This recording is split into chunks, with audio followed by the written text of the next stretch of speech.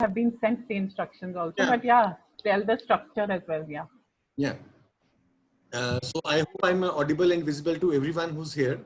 And I would like to tell you that we have divided this session into two segments. The first one will be in conversation with the three poets that we have, along with their readings from their different poetry.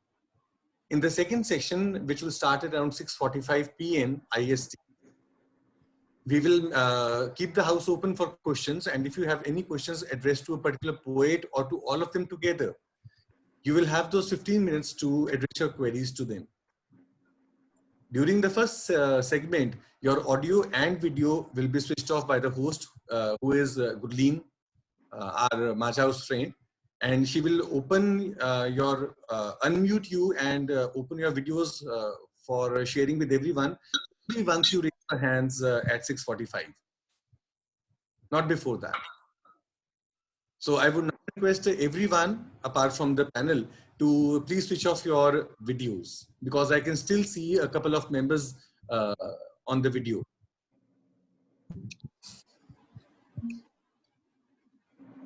Yeah.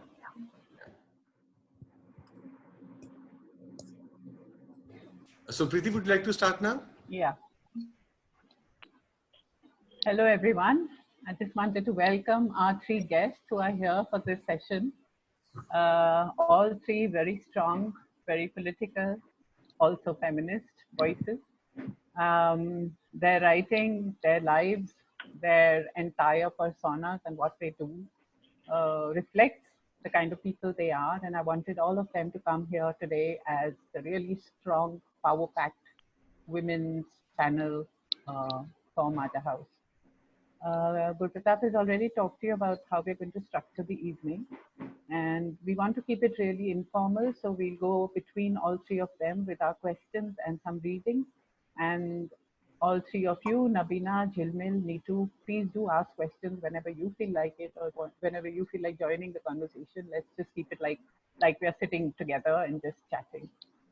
And the other thing I wanted to say is that it's a really strange and weird time that we are living in this lockdown. We've all been locked down for a month in India. I think, Jhilmil, you've been there inside for a longer period than we have. And it's doing things to our brains, I think. So this is one way of staying connected and of trying to do something positive at the time that we have. And at Majha House, normally we do stuff together. We have audiences that come and listen. And for me, that is really important because I think one needs that physical connection with people who are there in front of you and listening to you. And you can gauge reactions and all of that. But we decided to start these online Addas at Majha House every Wednesday and Saturday. I think since around the 11th of April when we first had our session. And as Gurpratap also mentioned, there are certain good things and certain not so good things, because we can actually, through the internet and through the web, be able to connect with a whole lot of people that we normally would not have been able to. And yet, I think this whole thing of being able to meet each other, greet each other, see each other's faces face to face, I think that for me is an important thing which is now missing from my life. But without going further, let me just give short introductions to the three poets we have with us today. Jhilmil, who's joining us from London, is a poet, a writer, and an activist. She is the founder of the Bhor Foundation, a mental health charity. And her areas of work are mental health, domestic violence, and trauma. She is currently working on a PhD in the UK. Reclamation Song is her first book of poetry. And she also does translations, and her poems have been translated into Hindustani. I read that today, Jhilmil, and I was quite amazed that it's also been made into a play and enacted in various places. Irada Kuch Aur Tha, I think that's what it's called. Nitoo Das is a birder, caricaturist, and poet. Her first collection of poetry, Bukti, was published in 2008, and then Cyborg Proverbs in 2017. She teaches English at Indraprastha College in Delhi University, and she is a photographer and a translator as well. Her poetry has been published in a number of journals. The third person who's here on your screen today is Nabina, a poet and writer based in Hyderabad. Her poetry collections are Blue Vessel and Into the Migrant City, and her new book is Sanskar Nama in 2017. She's also done a novel and a collection of short stories. And I like that name as well, Stories of the Mapped and the Unmapped. She teaches creative writing in universities and independent workshops, and she's trained in Indian classical music. And she's a former theatre actor, performer, and an activist. So, Gurpratap, would you like to go first with the question, or should I begin? Like we were talking about these difficult times which have made us all go online throughout the world. And this, I believe, is our fourth or fifth session that we are doing online with our different poets and writers. I would like to address my question. It's a general question, so it's for all of you. How are all of you coping up with these difficult times? How do you keep yourself occupied? What do you do? Is there a lot of hope? What about frustration? How are you dealing with everything, all these emotions that we all pass through?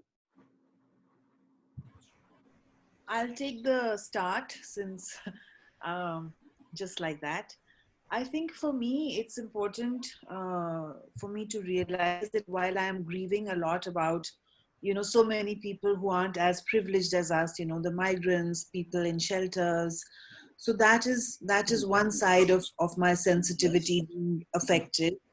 But me, the quiet actually is really, really good for me at this point, and I'm finding that I'm able to go within. And I also find that doing other things like painting and cooking are good, but there are also days when I just cry and I take lots of naps. And I think that is okay to tell yourself that, this is a pandemic, it will affect all of us. And if we think we are privileged, it's still going to affect us all. So that's what I've been doing. मगर अभी देख नहीं रहा.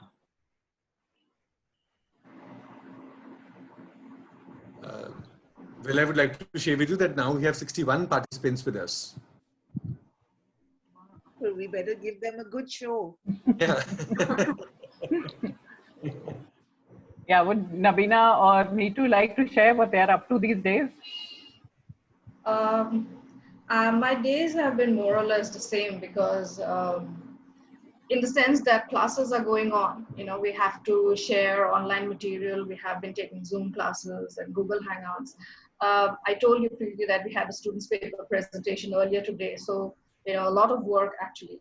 It seems like, the university is not stopping in any way. It's, even though there are lots of students who do not have online access, they have, they're facing a lot of difficulty getting material, study material. Sometimes they can't even access their emails, but we are being, in a way, compelled to continue teaching. Of course, apart from that, as Jhilmil pointed out, you are constantly aware of the people who are in much worse situations than us, the privileged lot, the so-called privileged lot. And this is something that I've noticed among my own students, actually. In the classroom, there's such a huge class divide, a caste divide, and also students who had gone home, they're finding it very difficult to stay in contact with the teachers, with the classmates. Apart from that, I have been cooking and birding. I've been trying to document the birds that are visiting my neighborhood, which is something that I do anyway, but during the lockdown, I have been a little more aware of their presence, also because it's springtime and it's mating season for the birds. So there's that. Nabina, I guess. Yeah. Okay. Hi, everyone. So how am I biding time? I think it's a huge question. At the same time, it's really not a big question for me because I keep telling people that I'm a creature of desolation and quiet and so-called recluse, although I don't like to use the word recluse. But, I'm kind of like, even as guest faculty, I don't have the burden that Nitoo and the others are facing.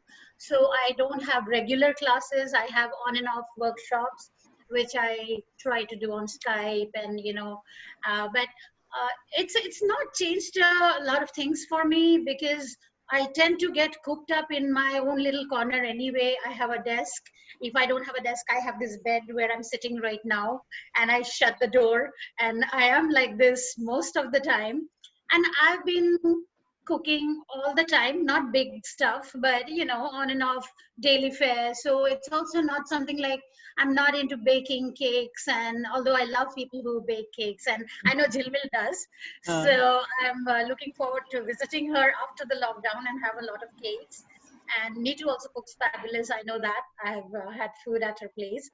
Apart from that, I mean, I'm concerned like everybody else about students who are not connected to this so-called digital world. It's not yeah. easy for them to access digital education and online lectures. There are like hundreds and thousands of people who are without this sort of connectivity, and they have to depend on something else, the human touch.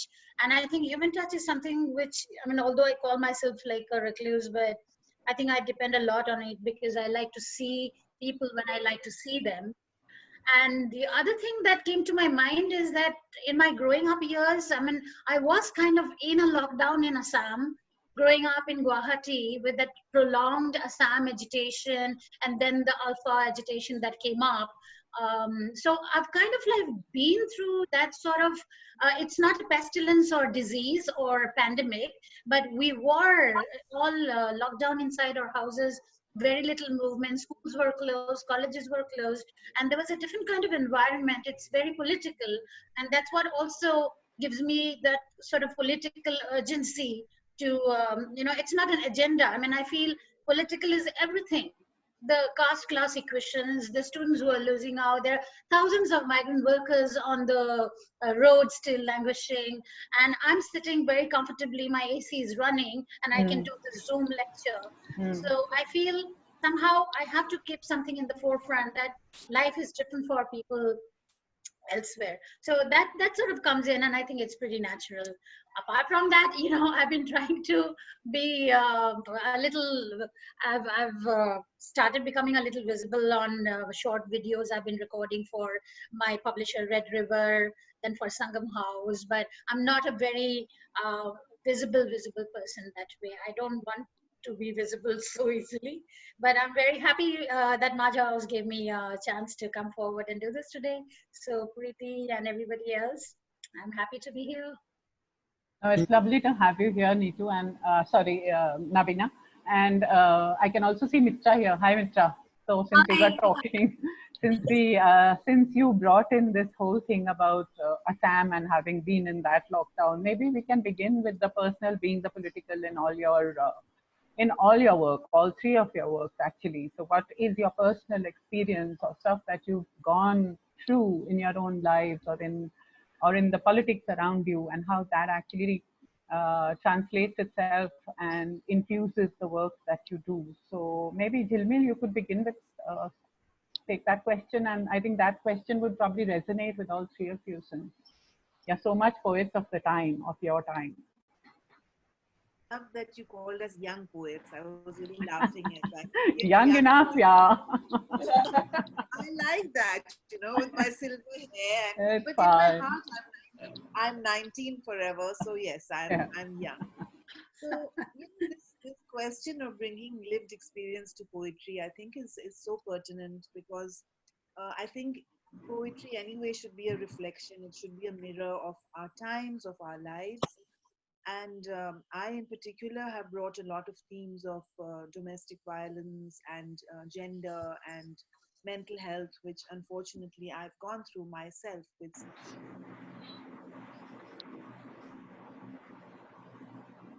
Sound's gone. Yeah, the sound has gone.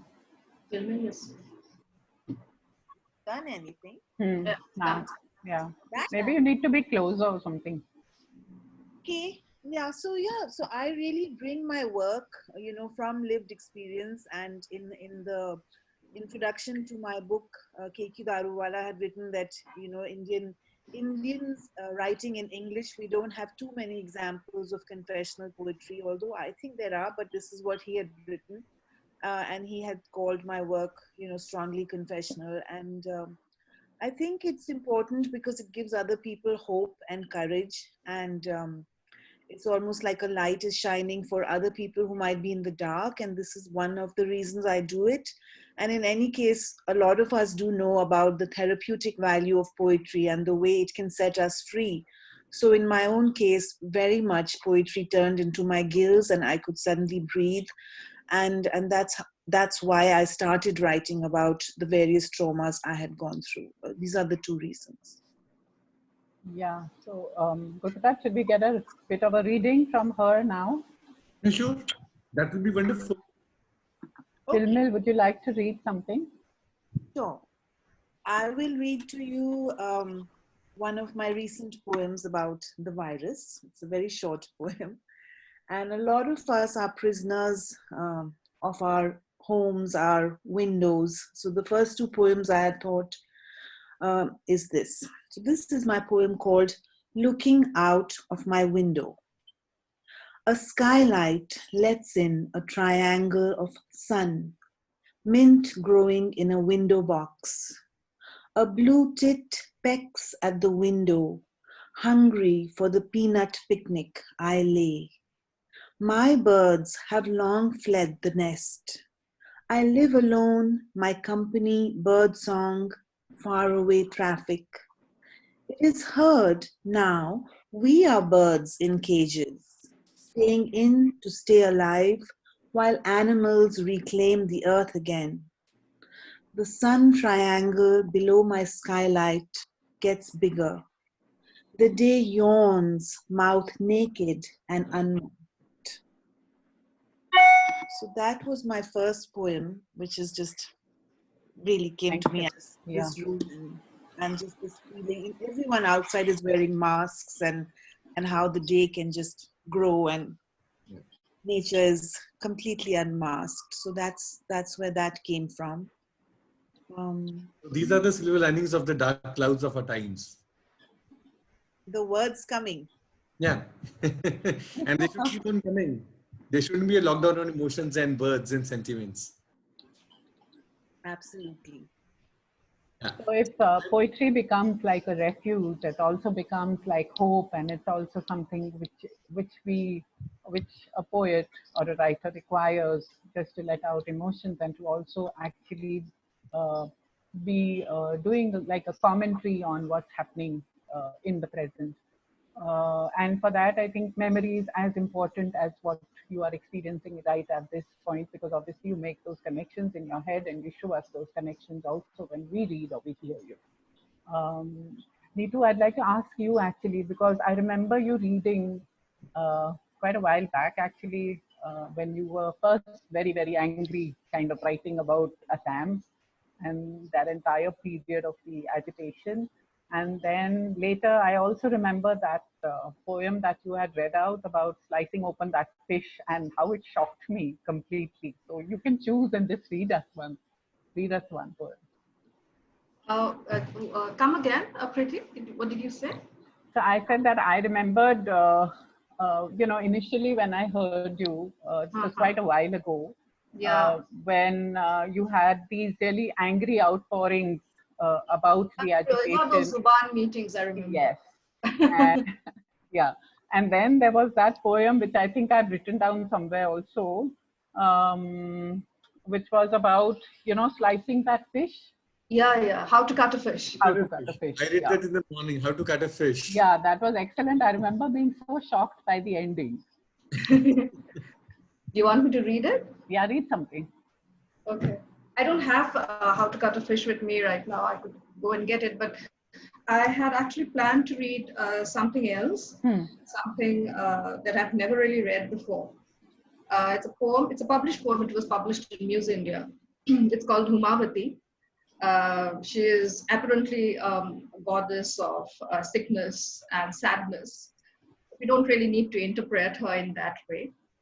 So Humavati. Hunger is a husband who must be consumed whole. His body, bones, rushing hair, flesh ashes chewed and gulped until the night grows into tears and fills my begging bowl.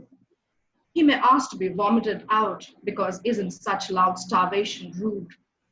And don't gods prefer their wives thin and subdued? When you want to ignore a man you've already eaten once, a widow's quick course is a better choice. It's better to be hoarse and alone, always roaming in disguises, becoming cloud and smog, poetry and pity, a gecko's tail, an empty pitcher than be tied to such a person. What is the moon's sleep? Does it expose my bistless coach, my wide-armed darkness? There is shit, shame, limp age, crow-necked cackling. There is something amphibian about this hate. A corpse can smoke your grief, but its clothes are useful. A necessary afterglow of wrinkles and piss, laboring out of the earth's embryo. I learned this. Symmetry requires indifference and vertigo. Thank you. Wonderful. I mean, I don't know whether I should say wonderful, but yeah. Yeah. Maybe it should be bon appetit. Yeah. I mean, Nabina, you too, because I remember again, same thing. Like I was looking through some of the poems that you've done, and then I came across the one which was on a recent event, which is still very fresh in all our memories. I think when that 16-year-old young Muslim boy Junaid was killed, and maybe you'd read that because again, it's a political comment on the times that we live in, or something else that you may have with you. I mean, I'm not particular. Okay. I can read the Junaid poem, just have to flip through that page and don't have it open. But Right, fine. I was thinking of starting with reading a poem which is kind of recent, and it was published in Countercurrents, this online magazine. And it was written after I read Dorian Lau's poem called Kissing. She's an American poet. And it just resonated with me so much. And I tried to think about it in my context, in our context. And also because, you know, I want to dedicate this poem to Kashmir because I've been a journalist. So with my background in journalism and activism, I feel the way Kashmiri journalists are being hounded right now, just so you know, the cover up is all perfect on the other side, that nothing happened, the pandemic is all good, we are eating cakes and ale, and you know. So I just want to read this poem as a dedication, and then I'll go on to find the Junaid poem. I have some new stuff also. So this is called They Are Kissing, after Dorian Lau's Kissing. They are kissing at gunpoint. They know they cannot be caught kissing. They're kissing as though the Chinars never saw any bloodshed, only lipstick. Asifa is grown up now. She's kissing her love and her horses are dancing. The grass is erupting in joy. The valley is rushing in its unviolated grace because they are kissing. They are kissing. They are kissing on a country boat thick over the roaring flood. They're making the char silt turn alabaster under their starry eyes and swoon. I bring the char reference also because of our Mia poets, which was another controversy recently. Yeah. They're humming their old Mia songs, calling out their firebirds and ghosts, slapping the fish smells onto their tongues, and they are simply kissing. They are kissing because they do not want to become burnt flesh, lynched bodies, severed, mangled limbs, but they want to become one. Junaid, wearing back his bloodied skull cap, is kissing his heartthrob. Ishrat Jahan, pulling down her bullet-ridden kurta, is kissing her Prince Charming in this fairy tale. Lips, honey, tongue, all roses. They're kissing in faraway Majid Bhita, Imphal, Anantnag, Kandamal, railway platforms, bus stops, parks, chai shops, city streets, your carefully manicured lawns and gated naked neighborhoods. They're kissing before the next pellet gun blinds another school kid, before the next attack maims the dreamy cowherd, the next brute snatch away the body, the heartbeat, the tears. It's their rage. It's their beautiful longing for a clear sky. It's their hands becoming tree branches. It's their torsos turning summer's fireflies. It's their mouths free to kiss and speak. It's their saliva tasting love's warm rise. They're kissing right now in Unnao, in Khammam, in Kunan Poshpora. They're kissing on this page in between the smudgy words and ink stains because it is their only rebellion, only region, only map, their only religion. For God's sake, shut your mouth now, for they are simply kissing. That's wonderful. Absolutely wonderful. Thank you. Thank you. Thank you. And if I may take the next question. Yeah, please. For all of you again, because it's a general question, and then I would like to start with Nabina Das. I would like to ask you about your creative process. How do you go about it? How do you write? What makes you write? Because Nabina, you have written short stories, you have written a novel also, and you write poems also. So do you find the creative process for these genres different from that of poetry? Yeah, I have answered this question before, and so I'm glad it's coming back. Actually, I don't like to think these are compartmentalized areas Okay. because often even my poetry writing starts with just writing. This, I mean, people might disagree, but I think free writing or just writing because I have to write is a process that I follow organically. And but I know obviously when I'm writing whether this is becoming poetry or this is becoming prose. So I'm not like thinking of that, I'm going to sit down and write prose or poetry. Or of course, if I have a plan, like when I wrote the novel, I knew this was going to be fiction, but it was a short story. The first book I wrote, it was actually a short story. And then I had a radio workshop with a person that at that time I was in the US. I spent some 9 years living in the East Coast.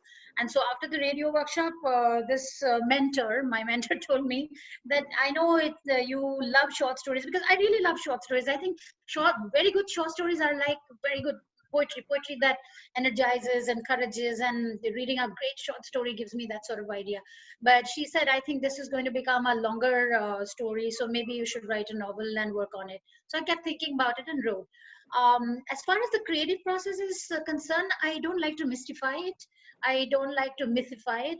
I think writing is a democratic process in the sense that I write, I send it out to some friends, or sometimes put out on Facebook, and I'm not afraid of so much afraid of copyright things, although plagiarizing happens, and Nitoo knows very well. We've gone through one spell of plagiarization where people just picked up lines, but let's not go into that. But I think it's just a process where I just tell myself I have to sit down and write, and if I don't write, I don't think I feel very good the entire day, no matter what I have done. So I try to write even a line. I'm not a prolific writer. I'm a very slow writer. I'm also a very slow reader. So I have lots of books to catch up on, and the pandemic has not given me enough time to read what I always plan to read. It has meant more work for me, and so I spend. Like I'm saying, I just sit and write. There is really no big deal. I write in railway stations, I write in airports, and I write in transit. I write at my desk, but I don't need a cafe or some sacred spot or anything. I don't believe that. So I'm sorry. It's Thank as you. simple as that. So Jhilmil, what's your take on this? Can't hear. Can't hear? Hmm. Okay. Now, better? Yeah. Hmm. Okay. So I think for me, I have made exercise a big part of my process. And I feel that every day, just like a field, every day I must fix the field, which is my body. And so I do some exercise, some yoga or cycling. Your sound's gone again, Jhilmil. What it is, because I'm not touching anything now. Is it okay? Yeah, Yeah. yeah. I will not breathe. Okay. Yeah. So I find that, for writing, it's important to take care of the body, because the mind and body are so connected. So for me, nutrition and exercising and all of this is an integral part of my creative process, and I keep the engine running with that. I write best in the mornings. So for me, almost in a dreamlike state when I wake up, when I'm doing a lot of writing, before social media, before emails, I'll do some writing, and that to me is often the clearest, and the first drafts are always done best early morning, 4 o'clock, 5 o'clock. That's my process. Okay. How about you, Nitoo? I don't write every day. I've never been able to do that. But I can write. I mean, I don't really need a sacrosanct space to write. I can write on bus tickets. I can write anywhere. The thing is, I also believe that you don't really need inspiration to write. You can write when there is a word that has been kind of moving, kind of spiraling around in your head. You could write around that word. If there is an image that is stuck in your mind, it could be something from a photograph to something that you saw in a film. A lot of my poetry also kind of emerges from visual images because I spend a lot of time photographing things.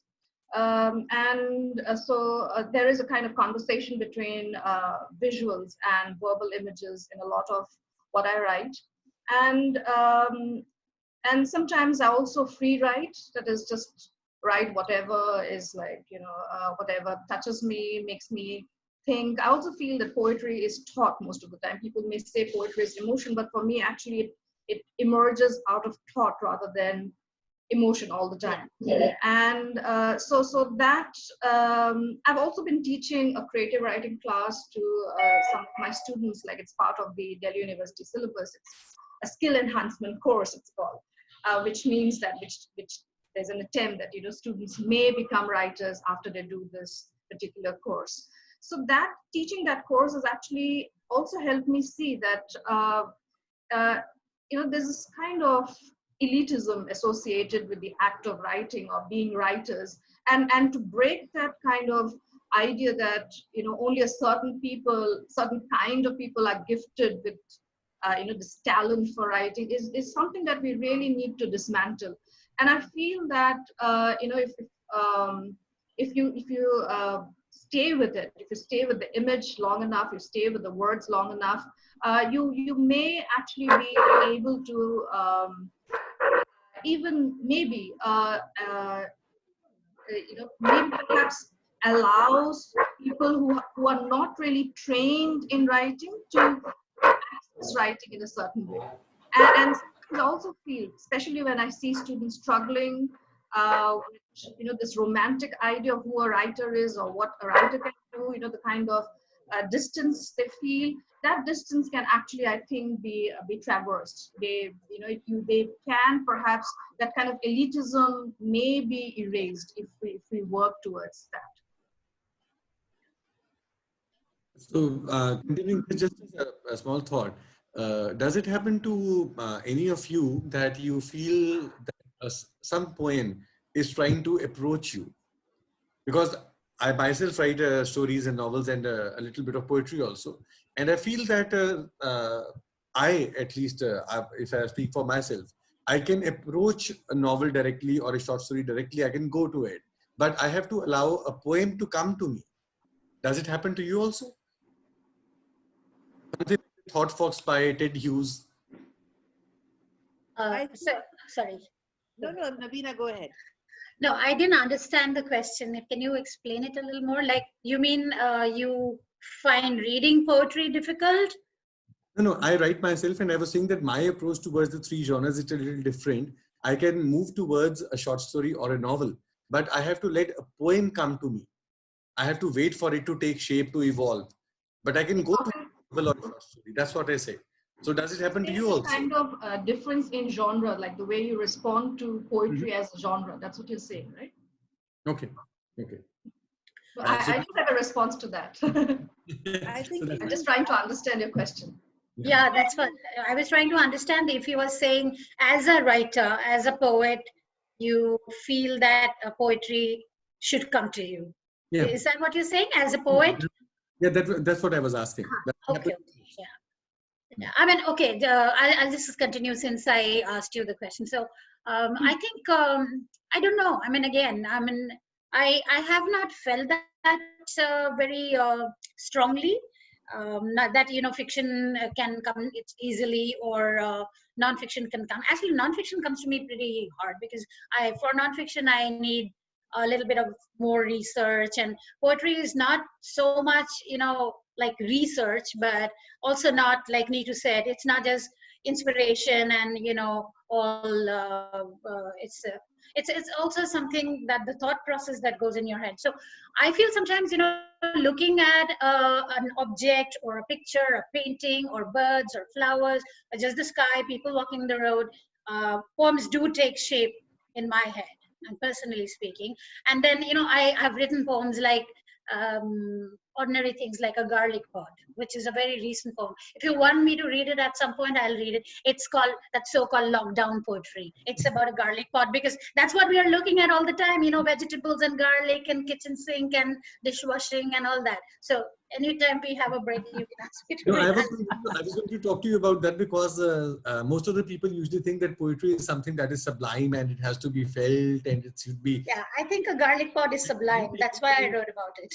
You take it to very mundane household objects like a razor or a cup or a scissor. I read your poems yesterday and I was very surprised by them. Yeah. Oh, are you talking to me? Yeah. Yeah. Yeah, Nitoo. Yeah. Since she started talking about the pot of garlic, I thought I would bring it up that you also do that. Household objects. Which Yes, we, I have several series called The Poetry of Everyday Life. Yeah. yeah. Yeah. So you were talking about scissors and So that's the mystery, or do they have a secret life, or what is it? Uh, it's just like it's like objects have lives of their own, and sometimes I'm trying to see the objects from the way they see the world, and sometimes it's the other way around. The objects looking at but it's not what I planned. But if you want, I can read them. that will be Wanted to how Yeah, to I cut a do want fish that for one. Pretty Yeah. because she met. That is lovely. And also, I haven't eaten fish in the longest time. Yeah. So even though it doesn't really have anything to do with your question, Guru Pratap, I'm going to read how to cut a fish. Please, please. You have to sit properly, woman-like on the floor. Put one foot strongly, gingerly on the base of the blade. Hold the fish with firm hands, head and tail, and swing him. Quick left, right to remove the scales. Check beneath the gills, red fangs, cut them swift. And then fins, here, there, up, down, and tail. Feel that perfect line where the head ends and the body begins. Choose it fine and move slow over the edge. Feel the resistance of white flesh, staring eye, and open mouth. But keep at it. Let him feel the pressure of your fingers until it is done. And the head sits isolated with a hole dripping with stuff. And then halve him down his body and pull out the red mess. Make equal pieces, cutting him so that the bones do not disturb afterwards. Yeah, I think I still love it. It is about an everyday object, right? There is a Yeah. boti, which plays such an important role in this poem. The boti is, a kind of semicircular knife that women in, the kind of place that I come from in Assam, women used to use that knife to cut fish. So it is about an everyday object, I guess. Thank And you of so much. course, the fish is also an everyday object for me. Thank you for reading that. I think that also leads us into this question of being women and what does that bring to your poetry. So basically, gender and how that features your own body, your sexuality. Yeah. How does that come into all the three of you actually, and how you use it in your poetry? Jhilmil, would you like to go first on that one? Jhilmil's Video. I'm sorry, audio. The video is fine, audio. Audio. I'm right here. I have no idea what is going on. But in fact, the second section of my book, Reclamation Songs, is all about the body, and there are poems about the body is home, and there is this whole meditation body on the female body, and also in India, we have a lot of body shaming, and women, a certain color is desirable, a certain shape is desirable. So I do approach these kind of issues a lot in my work. And in fact, if you will allow, I might read the Reclamation Song, which is the title poem, Yeah. which is a poem, on body shaming. And this poem was performed recently with a dancer, and it was just so beautiful with the words, and she danced it. But we don't have her today, so I'll just try and read. Yeah, please. Reclamation Song. Too black, too white, too straight, too gay, too Hindu, too middle class, too thin, too fat, too loud, too quiet. Language assaults my body. I bleed rivers wading through my own blood. I cry. My single cry echoes the cries of 100 sisters huddled, waiting. My cry, the echo of every woman shamed. My cry, the memory of every girl child killed. And still they speak, too trans, too sexual, too frigid, too much, too little, too. Language, a hammer beating nails into my body home to carpenters, plumbers doing DIY. As the echoes get louder, my blood roars. I hear the dholak, I smell the fire. I see vermilion on her brow, hints of mogra braided through her hair. Too sexy, too fat, too loud. And my hips dance as I laugh. My body reclaims its ancestors, hears only dholak beats, the scent of mogra everywhere. And I am home. I am finally home. So that is Reclamation Song, and I like to just speak about gender and bodies in that way. That's one of the ways. It's lovely.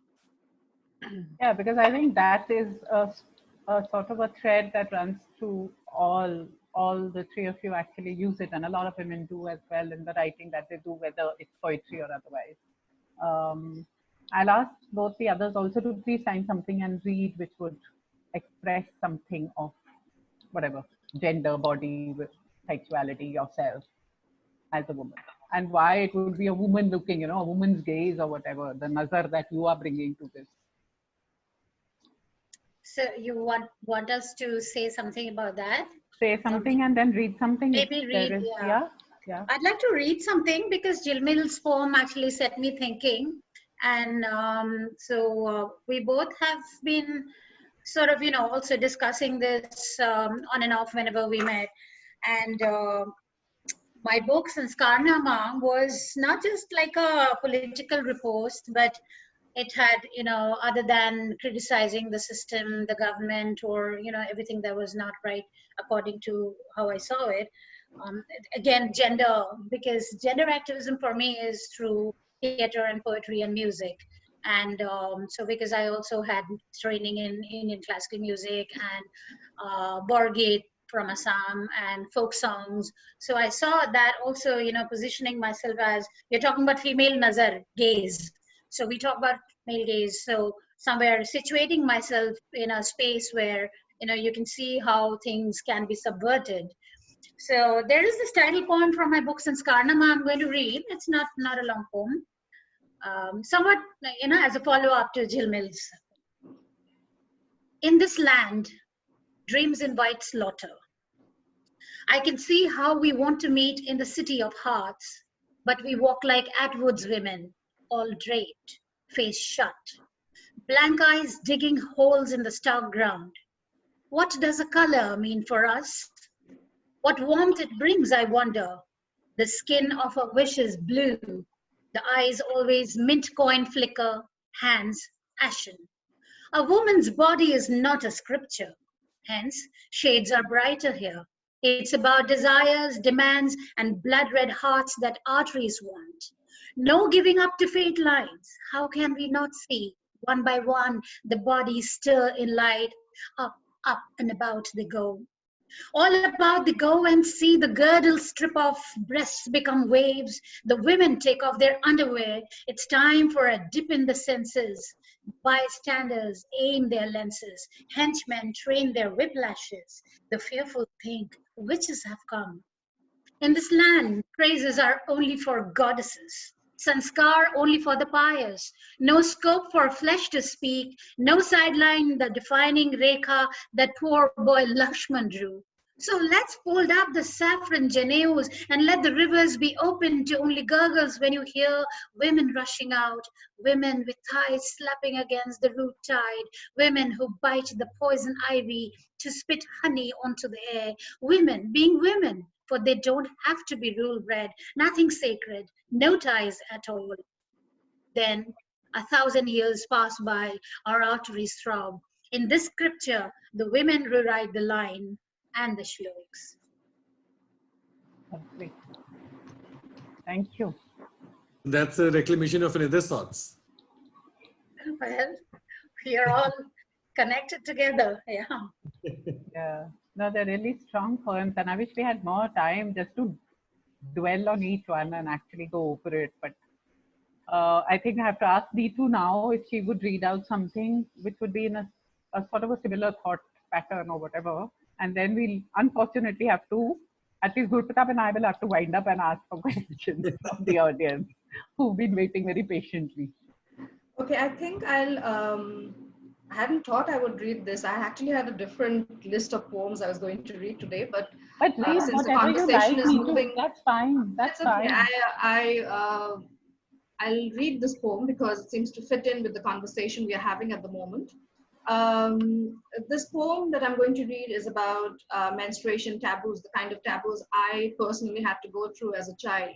So, so I'll read that. I was in two minds. I wondered whether I should read Matsagandha or I should read at age 11. But I think at age 11 suits what Nabina and Jhilmil has just read. It's about an 11-year-old child actually going through the processes of socialization, of learning what taboos are around her young body, etc. So at age 11, this poem also, like I told you guys earlier, it actually references a photograph of mine. You know, it was taken in a photo studio.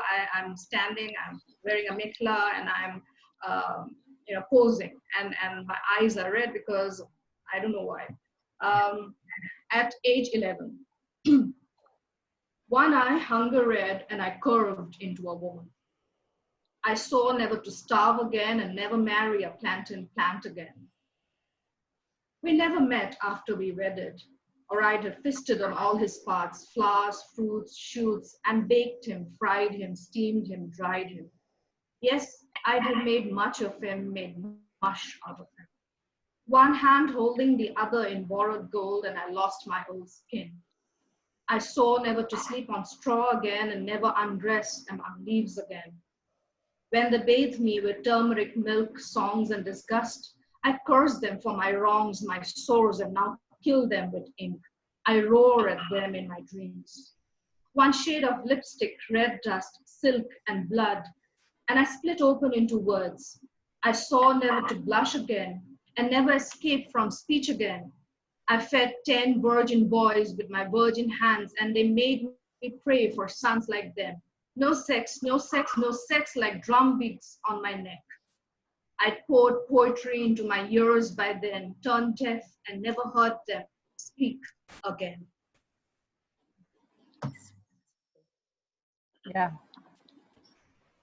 Fantastic. Yeah, all three of you. Thank you so much for all these wonderful, wonderful things. I could listen to all this forever, actually. And I think we should do a repeat session. Gurpratap, what do you say to that? I think so. There's a lot going on which we need more. Yeah, we have just touched the tip of the iceberg. Yeah, really, really. It's also because I wanted to get warming into... up. No. Yeah, we're just warming up. Yeah, yeah, we have to do session 2. You have unleashed the poets. Now where How shall lovely. we go? I wanted to talk to each one of you about all your other creative passions as well. You know, Jhilmil painting, you doing theater and activism, and Nitoo, of course, with her caricatures, the photography, the birds. I mean, those birds, oh my God, they are so fabulous. So, I mean, there's so much more I wanted to talk about, including all this. The other thing that you seem to have in common is creative writing courses that all of you seem to be teaching or doing. But I think we need to put it up. Yeah, I think Get to the questions from the audience. Yeah, I think we could just extend control. We have the control. We could just extend for 5 to 10 minutes and have another brief recitation from all three of them.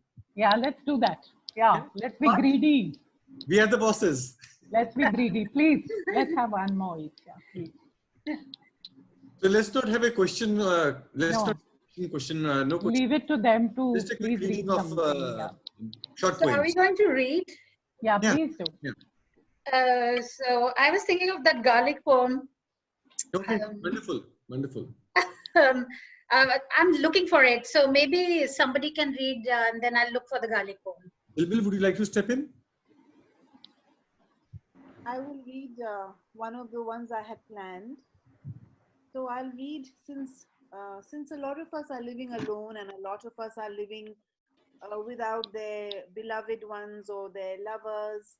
So I wrote this poem recently and it imagined various lovers coming to me in my dreams. So it's a more light-hearted poem. So I thought, let me entertain you all. All the lovers who appear in my dreams. One had a back of burnished bronze, muscles rippling as he lifted.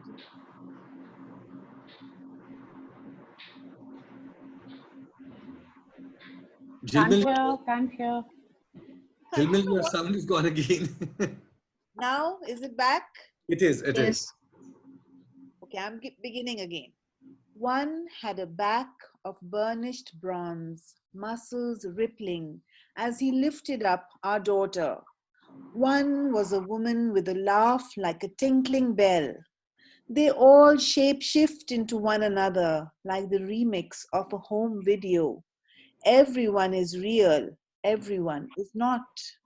One danced with me, the music dying as he faded. My arms empty like a big house again. One was a traveler on his way to war. Some are set in the 1940s like a black and white film. Some have names, some don't. At night, my hands can touch yours, and then I feel the familiar quickening, you who chose me to make a home in. So nice. Wonderful. Thank you. Okay, I found a garlic poem so I can read it before it disappears. Because I'm so bad maneuvering this various pages. So this is dedicated to all lockdown people, lockdown poets and lockdown cooks and people who are washing vegetables with soap water and trying to make sure like am I going to like okay, whatever. So there was a prompt for this poem. It was called slow preservation. So I thought, wow, what to talk about slow preservation for us, like although we should preserve ourselves. So I was looking at this little garlic thing. So it starts like this.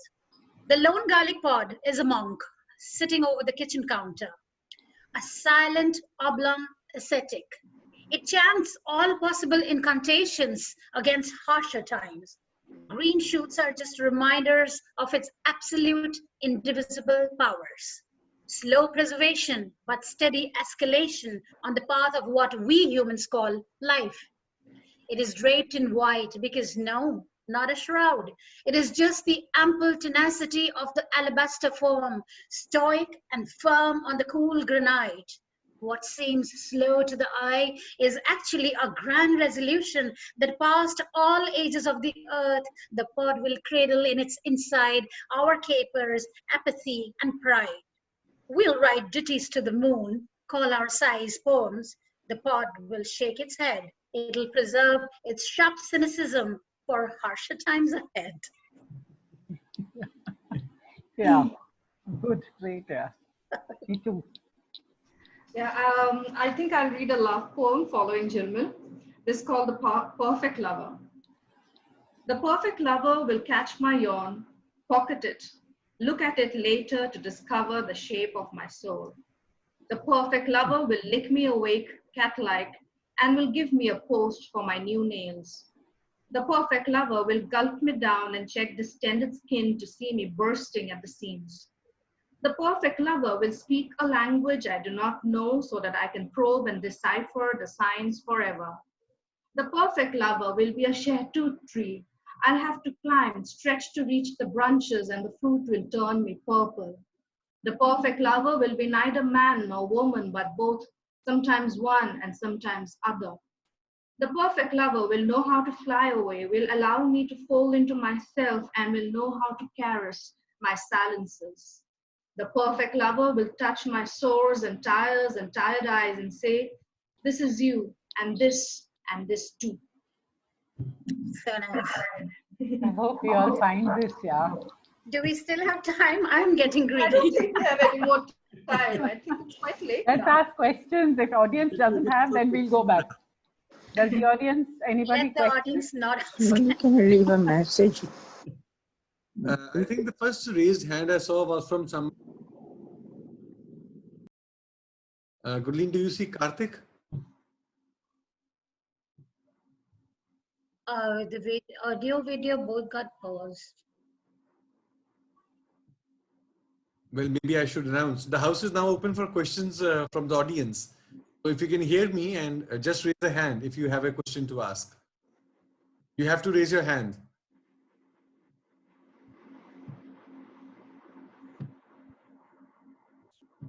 नबीना आपकी दुआ कबूल होगी लगती है. ठीक है तो मैं very selfishly They don't know how to raise their hand. Yeah, they probably Yeah. don't. Yeah. There's, if you go down at Reactions. participants, Hello? there's a thing in the participants which says raise your hand. If you I saw somebody. Is that Pompey? Yes, there are two yes, now. Nabina. I Hi. was Pompey Basumatari. Hi. Pompey. Yeah. Yes, ma'am. Yeah. It was lovely listening to all of you. I had a really hectic day since morning. I had classes and all that. So it was a good end of the day to hear to beautiful poetry. And I have been following Nitoo and Nabina for a very long time now. This is a question to Nitoo, ma'am. Yeah. You Please don't use, call me ma'am. I'm so sorry. I'm used to being a student, so I called him ma'am out of habit. So in your poems, you use a lot of animal imagery. So is there any primal reason beside the visual context that you mentioned? Reason behind why you use animals, and you have amphibian being mentioned in one of the poems. Then you also have written a poem on fish, how you cut a fish. Yeah. So are you trying to equate human emotions by using in the primal side, by connecting with animals? I really don't have an answer to that question. As a student, perhaps as a researcher, you will have to answer that because I can't really interpret my own poems. Okay. It's interesting because people have actually, like for the fish poem, people said the fish is a man. So, their Okay. gender reading of the poem was that, I'm cutting the man, which may, I don't know, I can't say anything about that. There's a there are a lot subword of birds. voice of a woman speaking in all of your poems. I can feel that. Thank you for, your reading is valid, I guess. There are lots of birds in my poems. And in fact, recently I have been writing a very long series of bird poems. Most of them have not been published yet. I'm just kind of Okay. writing them. So they're not really as violent as my other poems, I guess. So Ma'am, I actually like the primal image. It might be violent for others because they're too sensitive to deal with the imagery. thank you But then. it's something different. Thank you for asking. And I guess maybe another question for someone else. the next question is for Dr. Gurudesh. Dr. Gurudesh. Gurleen, can we see him?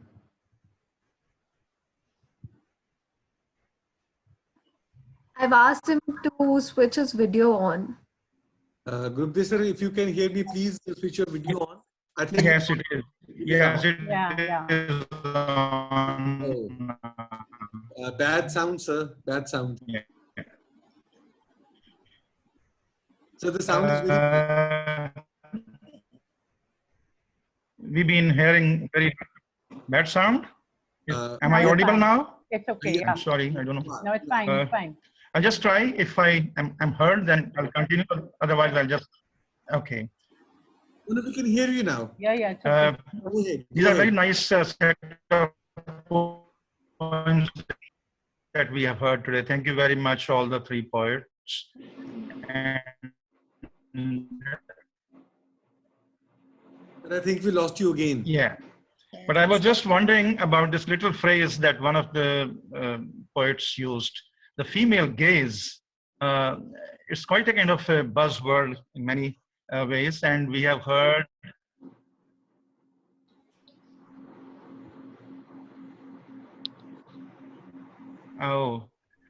I think I'll Breaking up again. just Sir, I think maybe, I'll just give up. maybe you could write your question in the Yeah, chat. write it down. Write You it can down write in the that and I chat. could, ask it. I think that will be better. Yeah. Or just write it to Okay, Guru. you can go to the next Yeah. person. You could send me, it's on WhatsApp also. I have my phone right here. So I could forward your question. So there are two more raised hands, Gurpratap. I'll just have a look.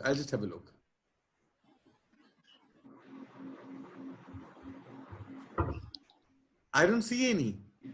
Yeah, there is Mahesh Sagar and there was also Mona Chamak. Mona, I don't see now. Mahesh Sagar, I think, is on. Yes. Mahesh ji, are you Yeah. Yes. on? Could you ask your question now? Yeah.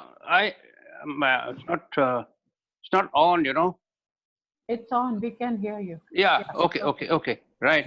A very good evening to all of you. Jhilmil, Mengul, and Nabina Das. You performed very well. The poetry was so good that I'm really taken by. And the last one, The Perfect Lover, by Jhilmil, was superb. Now, my question to Jhilmil is that you acquired this poetry right from the childhood, or you just got it from the school, or later on from the tutor? Can I ask you this? Perfect Lover is actually by Nitoo, so I will let Nitoo answer that. I think he's got the names wrong and he's asking you the question, Jhilmil. Is the question for me or for Jhilmil? Yes, Jhilmil. It's Jhilmil, but I can't see Jhilmil. Is she around? Yeah, she's there. Okay, Nabina can say something. Yeah, no, I'll answer. I think for me, as a child, I was not really into poetry because the way Indian schools teach poetry is, you have to learn Wordsworth by heart and you have to do this whole learning by rote.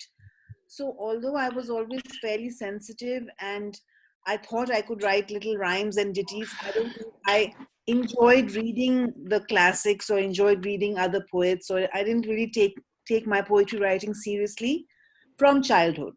I always wrote, but it is, in my case, after a fairly traumatic part in my adult life that I came back to poetry, and I found that journey was very healing, very therapeutic, and that's when I really took to it. So that's my answer. Thank you. Thank you. We have a question from Srishti. Srishti? Yeah. Good evening, everyone. Am I audible? Yes, you are. Yeah, ma'am, it was all of you. In fact, all of your poetry We had can't some. see you, but I don't want myself to be seen. okay. After such strong poetry, you should be seen and heard. Okay. So, good evening, everyone. Actually, after hearing all of your poetry, strong feministic voices, it was kind of a delight for me because it was a treat actually to hear all of you with such amazing poetry. Now, my question is, some of your poems, since I'm a student, a third-year student of English honors, and I just want to ask that if you write a poetry and if it is misinterpreted by a group of people, so how can you like in any creative process, when you create something, you feel like you need to have an appreciation somewhere. You write because you want to be heard, and process, if people misinterpret your poetry or you don't exactly understand what you're trying to say, how do you react to it, or how do you deal with it?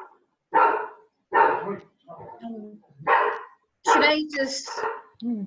Yeah, Nabina. Just Steve, it's kind of, I'm taking this question because when I teach my creative writing workshop, I have people from all kind of backgrounds, not just literary. So I don't just teach, I teach study abroad students, and most of them have been Americans. And so there are white Americans, there are African Americans, there are Latinos, and sprinkling of Indian Americans too. And apart from that, I've done workshops with students in India, and students, by students I mean all kind of age groups. And I have had this question somehow thrown at me even earlier. So that, I mean, I think I would just say, if you are writing, if you are, I believe you're a young writer, and you want to be recognized as a writer or read as a writer. And by recognized, I don't mean publishing always, but at least to be seen and heard. You should just continue writing. And misinterpretation is something which is not in our hands. And I don't think people deliberately misinterpret.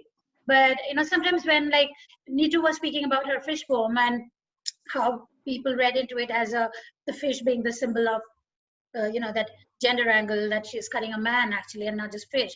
So you can interpret poems, you can interpret lines and metaphors in so many different ways.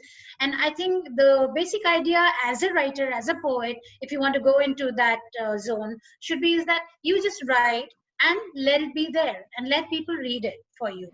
So Srishti, I don't know if I'm making sense, but if I write a love poem, sometimes my love poems are mistaken as overtly political poetry, and I write something overtly political, it becomes very erotic, and people write back saying, my God, this kind of like gave me goosebumps, it's so erotic, and it is actually love poetry. So I think it's fair job for a poet to be, spread out like that. And you should take it as a compliment, and so not bother really about who's thinking what, and just keep on writing, I would say. Thank you, ma'am. Just a little bit more, one more query. I think we have to move to the next one. Yeah. Okay, it's okay. Sorry. Yeah. Okay, it's okay. Thank you, ma'am. I think Vikram has a question. If we can go to his Vikram Kapoor. Yeah, can you hear me? Yeah. Okay, the question is for anyone, all three can answer this. My question is, do you prefer to write formalist? Do you prefer to write formally or use free verse? Or it doesn't matter? Do you want to take that? All of us have experimented with various forms. I know Nabina has, I know I have. Sometimes sonnets or ghazals. The formal aspect, following certain rules of rhythm, of rhyme. I think it's a good exercise for any writer, not just poets, but for all of us who are trying to write. It kind of forces you into a certain structure, and then if you want, you can break the structure. You need not follow the rules. You can break them if you want to, but it is I feel personally definitely a good exercise to write within a rule-bound framework once in a while. I'll take off from there. I'll quickly take off from there on the same question. So Vikram, are you? Can you hear me? Yeah. Okay. So you also, Vikram, yeah, I'll take off from where. Video. Sorry. No. Yeah, Nabina, go on. Yeah. So yeah, what Nitoo said. I mean, yeah, I have written formal poetry. Like I still write ghazals. I love the sestina and sonnets and various other forms. And I think, yeah, I mean, if you really want to sort of feel free in quote unquote, I think it's good to also practice the rigor because the rigor only sets you free, because you know, well, this is how rhyme schemes work, this is how line patterns or endowments, line breaks, paragraphs, and it's like a minefield of tools, like, to use the very mundane word, tools. So you can use those tools to sort of figure out the escape route as well. So personally, I write free verse. I just write the way it comes to me. But I sometimes write ghazals. I write sestina. I write terza rima. These are some of my favorite forms. And I also try look at my native, heritage that I have from being from Assam. The Bihu songs, then the Bengali kirtan and folk songs. Since I have a training in music, I try to also follow a little bit of, along those things inspire me, to use the word inspire in this case. I like to write poetry which sort of reflects that sort of heritage that I carry around and everywhere else that I go. I don't know if that answers your question. Thank you. And we have that question from Dr. Gurup Desh. I'll just read it for you briefly. And I guess anyone can, you answer, or maybe Jhilmil can. How do you differentiate the female gaze from the male gaze? That's his question. Very good question, and especially for this particular interaction, I think. The male gaze is traditionally the way men would look at a woman. So, sexualizing. Again. Come closer, come closer. Looking at her as an object, sexualizing, for his own pleasure, and also the patriarchal, it kind of ties in a little bit with patriarchy as well, the male gaze, because you're treating a woman as just an object. And the female nazar is, of course, much more non-sexualized, and we are also embracing all the imperfections. I think one of you have mentioned the crone, and I think we are like, there's this whole thing of getting to be pro-aging and embracing the imperfections and not wanting to be this perfect thing. So I think that's a little bit about it. I don't know if anyone else wants to add to that.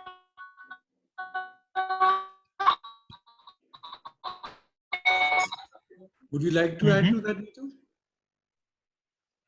Nitoo, Nabina, anybody? I worked on a I worked on a fiction anthology recently where I actually helped translate a story from Urdu. This is Preeto and Other Short Stories. And this was, I think, edited by Rakshanda Jalil. So there were a bunch of Urdu short stories were on male gaze. And the interesting story that I helped translate was by the Urdu writer Rehman Abbas, Sahitya Academy winner. And it was a story titled Asexual. So it's a very interesting story. So it's not just about male gaze, it's also about the, I won't call it female gaze, but how the space that females persona and perception occupy. So the protagonist was, she was an asexual being, and although she was in love, she was in love with this boy in her college, but she would not be able to express it in the regular sexual, bodily, or even in the emotional manner. So it's a very interesting book. I think if you get hold of that book, Preeto and Other Stories, just pick it up. It's an English translation. And then if you read that story, you'll kind of get an idea that, so yeah, what Jhilmil is saying is right, that so-called female gaze or nazar, it's not just about, beauty and perfection and objectification. Although, of course, as women, we look at men who are handsome, not handsome, old, young, every kind, every sort. So it is something that's, is very normal. I don't think we need to discuss on that more, but more than that, it's more of a lateral space where you see how men and women both exist in that space. And so the perception is wider, the angle is wider. It's not always looking up to the, the billboards and seeing beautiful lips and eyes and the perfect shaped bodies. It's okay with, tangles in the hair and, not washing, not being the the a la mode, as they say, fashionable all the time. So yeah, if you sort of understand what I'm saying, the female gaze is also about different roles, females as women, as individuals. Can I just May I add something to this? Yeah, Yeah, please. The last word now, I guess. Yeah, can I just yeah, add something here? Running out of time? No, that's No, okay. go We can ahead, finish just that, say- and then let's finish the thought, and then Okay, because just a tiny point, Yeah, Nitoo. because if you go back to how the male gaze, the concept actually evolved, if you go back to what Laura Mulvey had said, it's a term that's used primarily, it was when it was coined for cinema, how the director is looking at the heroine, how she's being constructed on screen, etc. But there has been a lot of criticism of how Mulvey herself looked at how the audience would look at the female body. Because if you look at the kind of questioning of Mulvey's perspective from queer activists, for instance, there's a question like, if there is a woman in the audience and she wants to look at the woman's body in that particular manner, the kind of manner that Mulvey is criticizing, then how should that audience member react to this? And this actually brings me to the point that I wanted to make, that we shouldn't really actually fix genders in this male female binary, because there's an entire spectrum of sexualities out there, and in a way, when we talk about gazes, we have to look at other kinds of gazes. When I say other, I use the word other very deliberately here, because they have traditionally been othered. So if we look at gazes beyond this simple binary of the male and the female, that's the point I wanted to make. Yeah, I agree with that. Thank you so much. And I think we are done with the questions now. Yeah, I think we have to wrap up, but thank you all very much. And maybe we will have a second session. If we continue with the lockdown, in any case, we'll go on forever and ever. So, and at Majha House, anyone decided that the Zoom session must continue, because this is a good way of actually connecting with people from different parts of India as well as outside. So I think we will continue with this anyway. I wanted to say thank you to all of you, the team at Majha House, the three of you, for coming on board. Thank you so much, Preeti. Thank you so much for very Thank you. exciting, and the ideas and thoughts that you have brought into the conversation, I think we're going to chew over for a while. Thank you very much. And Guru Pratap also wants to make another announcement, I think, today, because we have a session tomorrow on Meera. Guru Pratap, do you want to talk about that? I'll take that from now. So I would like to share with all of you and all the audience who are still with us that tomorrow we have another session, online session on Zoom, on the poetry and life of the Bhakti poet Mirabai. Dr. Udesh will be in conversation with Dr. Ramnita Sharda, who has done her PhD on the poetry of Mirabai. And it will you will get the invite soon. We have requested our team to broadcast that, and you should get that. And I would like it very much for all of you to join us again, so that we can enjoy more poetry. Is to poetry then. Sure. Thank you. And thank you, Guru Pratap. I have to thank you especially for conducting such a great session. Thanks to Majha House and Preeti, of course. It was so nice. And we had 62 people. Yeah, yeah, that's amazing. Yeah. So I think at the peak point we had 65. That's called Zoom days. That's called Zoom days.